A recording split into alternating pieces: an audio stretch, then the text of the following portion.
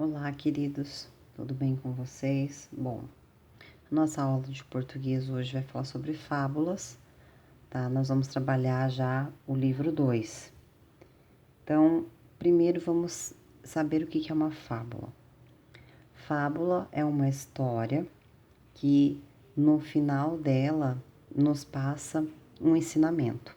Então, ela conta uma história e no finalzinho tem uma moral. Moral é algo que eu posso aprender com essa história. O que eu posso levar de bom? O que eu posso aprender com essa história? Eu posso aprender o que é certo e é errado. O que é certo fazer e o que é errado fazer. O que vale a pena e o que não vale a pena. Enfim, uma fábula são histórias que nos levam a refletir e nos ensinam algo no final de cada história, de cada fábula. Hoje nós vamos ver a fábula do rato do campo e o rato da cidade, tá? Então, essa versão que eu vou contar para vocês é diferente da que está no livro e é diferente de uma outra que a prof vai apresentar para vocês. Por quê? Porque as fábulas apresentam várias versões. Versões são formas diferentes de contar a mesma fábula. Cada pessoa que vai contar, conta do seu jeito.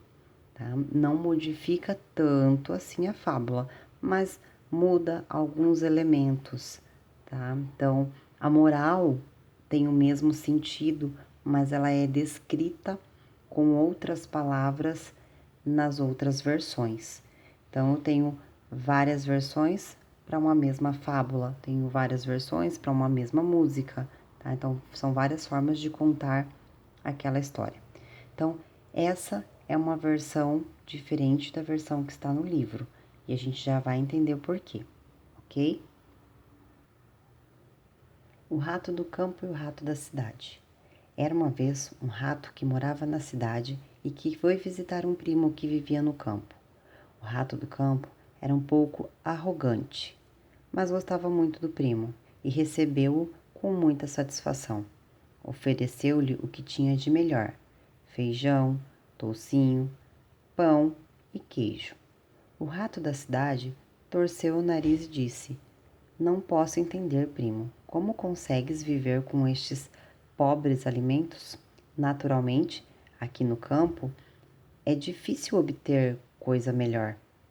Vem comigo e eu te mostrarei como se vive na cidade. Depois que passares lá uma semana, ficará admirado de ter suportado a vida no campo. Os dois puseram-se então a caminho. Já era noite quando chegaram à casa do rato da cidade. Certamente que gostarás de tomar um refresco após esta caminhada, disse ele polidamente ao primo. Conduziu-o até a sala de jantar, onde encontraram os restos de uma grande festa. Puseram-se a comer geleias e bolos deliciosos. De repente, ouviram rosnados e latidos. O que é isto? Perguntou assustado o rato do campo. Ah, são simplesmente os cães da casa, respondeu o da cidade. Simplesmente? Não gosto desta música durante o meu jantar. Neste momento, a porta abriu-se e apareceram dois enormes cães. Os ratos tiveram que fugir a toda pressa. Adeus, primo, disse o rato do campo. Vou voltar para minha casa no campo. Já vais tão cedo? Perguntou o da cidade. Sim, já vou, e não pretendo voltar, concluiu o primeiro. Moral desta história: mais vale uma vida modesta com paz e sossego que todo o luxo do mundo com perigos e preocupações. Bom, vamos falar um pouquinho sobre a fábula, tá? Aí a gente já passa para o segundo passo. Bom, primeiro a gente tem que entender a fábula, tá?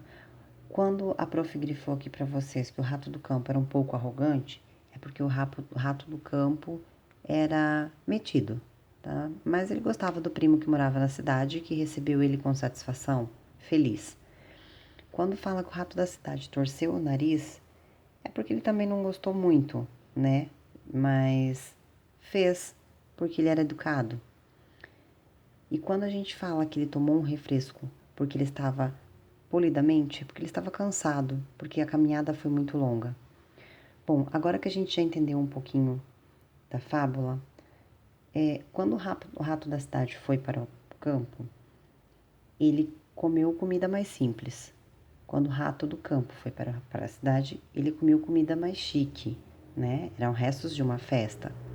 Só que no campo tinha um sossego, tinha uma tranquilidade que lá na cidade não tinha, porque o rato do campo ele mora mais livre, né? Longe de cães, longe de gatos. O rato da cidade morava dentro de uma casa onde tinha alguns cães, então ele vivia correndo perigo para ter aquela vida com aqueles alimentos que lá no campo não tinha.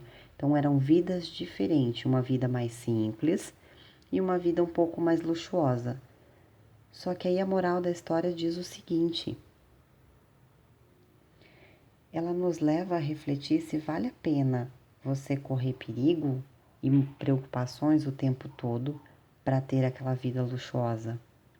Às vezes vale mais você viver simplesmente com o que você tem e viver sossegado. Não precisar ficar correndo perigo, não ficar correndo de coisas, de preocupações, né? Então, a vida simples, de repente, é melhor do que uma vida luxuosa, mas sem a paz e sem o sossego.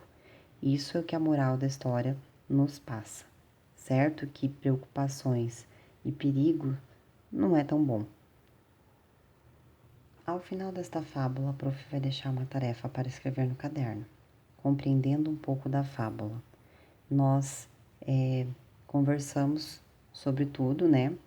Nós já sabemos do que esse texto se trata, se é de uma notícia, de uma fábula, de um haikai ou de uma reportagem. Número 2, a prof quer que vocês escrevam como chegou à conclusão acima. Ah, eu acho que isso é uma reportagem. Por que você acha que é uma reportagem? Ah, mas eu acho que é uma fábula. Por que você acha que é uma fábula? 3. Como que o rato do campo recebeu o primo na sua casa? 4. Como era a vida do rato do campo da cidade? 5. A moral indica o quê? O que ela passa para nós? Que você tem que ser educado como seus parentes? Que mais vale o pouco certo do que o muito duvidoso? Se você correr perigo, nada valerá a pena? Se você é rico, não pode conversar com os pobres? 6. Com as suas palavras, você vai explicar a moral desta fábula, certo? Então, a gente já sabe o que é fábula. E agora nós vamos lá para o livro, na página 4, 5 e 6, ver a outra versão dessa fábula, tá?